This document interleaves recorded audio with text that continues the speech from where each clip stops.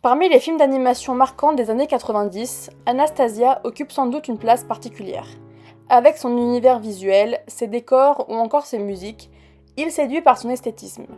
Mais ce qui intrigue encore davantage, c'est la manière dont il mêle le conte à une époque bien réelle, celle de la Russie impériale.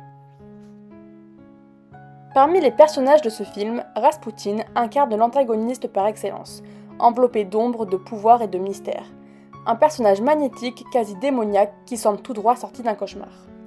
Mais la réalité historique est tout autre. En s'intéressant aux archives, aux témoignages et aux multiples représentations de Grigory Raspoutine, celui qu'on surnommait le moine fou, on découvre un homme bien différent du sorcier décomposé du film. Originaire de Sibérie, proche de la famille impériale, il fut une figure controversée, complexe, souvent incomprise et largement déformée par la postérité. Cette vidéo propose de revenir sur ce personnage à la frontière du mythe et de l'histoire. Qui était réellement Raspoutine? Comment est-il devenu une telle figure de fascination? Et surtout, pourquoi sa représentation dans Anastasia continue-t-elle de marquer les esprits? Nous sommes en 1916, à la veille de la Révolution russe. Le tsar Nicolas II célèbre le tricentenaire de la dynastie des Romanov. C'est dans ce contexte que surgit Raspoutine, ancien moine, désormais paria, qui vient troubler la fête. Ancien intime du pouvoir, désormais rejeté par ceux qui jadis le respectaient, Raspoutine maudit la famille impériale d'une mort imminente. Rejeté, il se réfugie dans un lieu mystérieux et conclut un pacte surnaturel. En échange de son âme, il obtient une relique magique, une fiole verte, avec laquelle il invoque ses forces démoniaques. C'est par cette magie noire que la révolution débute dans cette version imaginaire. Soldats, paysans, domestiques, tous se soulèvent comme possédés.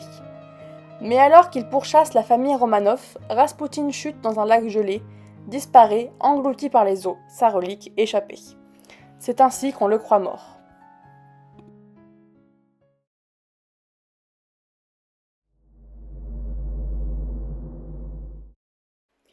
Grigori Efimovitch Raspoutine naît le 9 janvier 1869 dans un petit village de Sibérie. Le nom Raspoutine trouve ses origines dans le mot russe Raspouti, signifiant carrefour ou croisée des chemins, mais aussi dans Raspoutni, qui désigne un homme débauché ou moralement dévoyé. Enfant étrange, il soigne les animaux, provoque malaise ou fascination et survit à la noël de son frère, un traumatisme fondateur. Il grandit dans une Russie alcoolisée, analphabète mais profondément mystique. À 16 ans, il a des visions. Lumière divine, Vierge Marie. Il se retire en ermite, lit les évangiles et s'inflige des mortifications. Marié à 19 ans et père de 5 enfants, il abandonne sa famille pour de longs pèlerinages, sillonne les monastères, rencontre des tsarettes, prêche, guérit et séduit. Pour faire le point sur l'orthodoxie russe, elle est issue du schisme de 1054 avec l'Église catholique et représente plus de 80% des croyants en Russie. L'autorité repose sur le patriarche et non sur le pape, et les dogmes diffèrent, notamment autour du filioqué, de l'Immaculée Conception, ou encore du nombre de conciles œcuméniques reconnus. Raspoutine est fasciné par la secte des Clistes, aux pratiques mystico-érotiques, mais jamais initié officiellement. Il adopte pourtant leur doctrine paradoxale. Il faut beaucoup pécher pour se rapprocher de Dieu.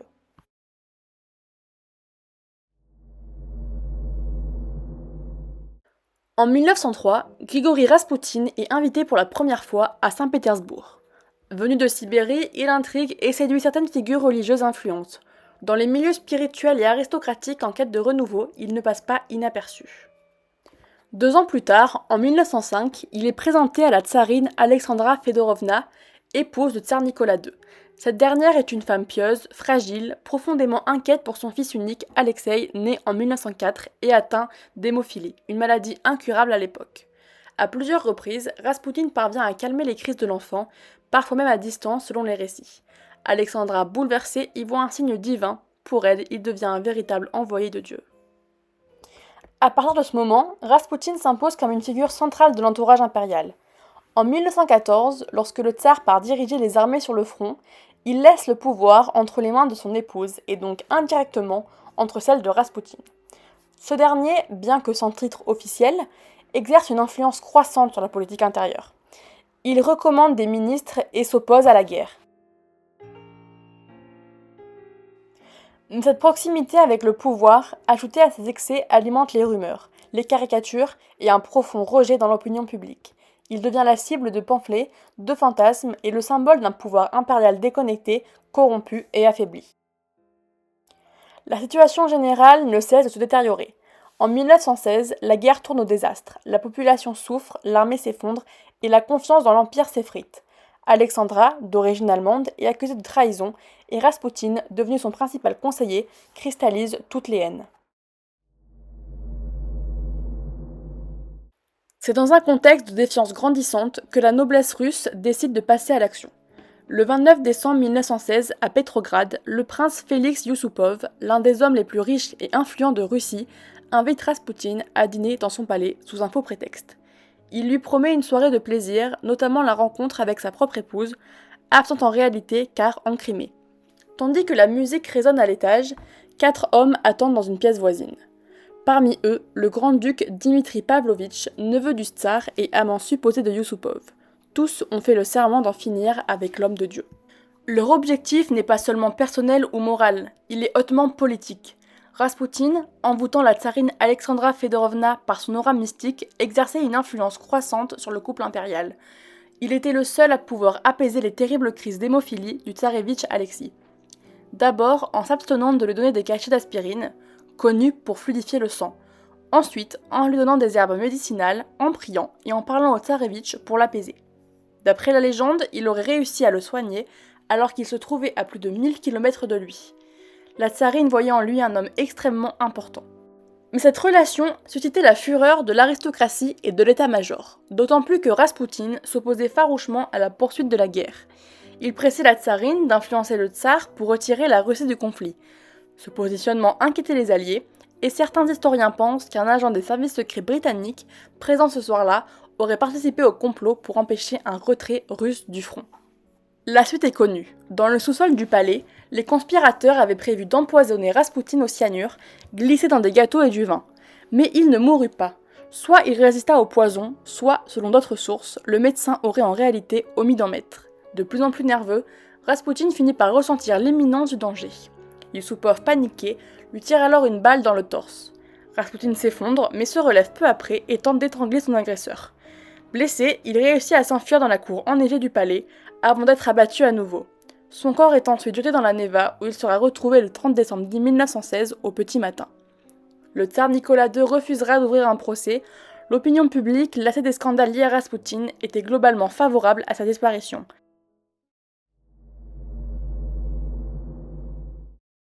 À travers ce bref résumé de la vie de Raspoutine, il est facile de constater les différences entre la fiction racontée dans le film Anastasia et la réalité. À la veille de la révolution de 1917, la figure de Grigori Raspoutine devient un levier de propagande politique majeur pour le nouveau pouvoir en place, désireux de délégitimer l'autorité impériale. Ce moujik, aux mœurs douteuses, s'était imposé dans les cercles les plus intimes de la famille impériale, notamment auprès de l'impératrice Alexandra, convaincue de ses pouvoirs de guérisseur sur le tsarévitch Alexis, atteint d'hémophilie.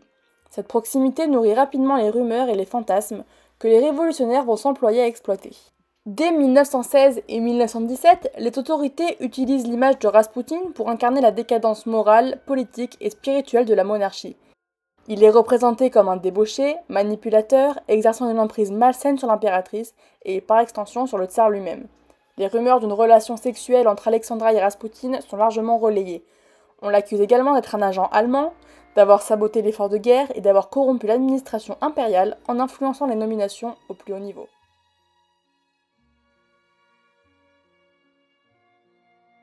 Il est intéressant de constater que la fiction, même dans ses excès, puise dans des vérités historiques bien réelles. Dans Anastasia, Grigori Raspoutine est présenté comme un sorcier maléfique, un être démoniaque, loin du tsarette et du mystique qu'il fut réellement. Il vend son âme au diable, rompant symboliquement avec ses racines orthodoxes. Pourtant, derrière cette caricature surnaturelle, on retrouve l'image d'un homme marginal, controversé, aux pratiques ésotériques et perçu comme un danger pour l'ordre impérial. La fiction grossit les traits, mais elle ne les invente pas totalement. Dans le film, Raspoutine maudit la famille impériale et peu après, les Romanov sont renversés par la Révolution. Dans la réalité, Raspoutine meurt en décembre 1916 alors que la famille impériale est exécutée en juillet 1918 sur ordre de Lénine. La chronologie diffère, mais le lien entre Raspoutine et la chute des Romanov est bel et bien présent. Lui-même, dans une lettre saisie après sa mort, prédisait « Si je suis tué par des membres de la noblesse, la famille impériale périra dans les 2 ans ». Le film s'amuse aussi à rejouer les circonstances de sa mort. Dans Anastasia, Rasputin meurt en tombant sous un pont dans un lac gelé, perdant sa fameuse relique verte. En réalité, il fut assassiné lors d'un complot mené par le prince Félix Yusupov, puis jeté dans la Neva, précisément sous le pont Petrovski. Plus tard dans le film, le duel final entre Anastasia et Rasputin se déroulera à nouveau sur un pont, Rasputin mourant de la destruction de sa relique. Le film Anastasia ne prétend pas à l'exactitude historique, mais il capte la charge symbolique de Rasputin, figure de la décadence tsarite et incarnation du mystère et du chaos. Quant à Anastasia, le film reprend une rumeur qui a longtemps circulé, celle selon laquelle elle aurait survécu. Ce mythe a fasciné pendant des décennies, jusqu'à ce que l'histoire finisse par trancher. Mais Anastasia, en tant que film d'animation, choisit de raconter une autre version, plus romancée, plus optimiste, fidèle à l'esprit du conte.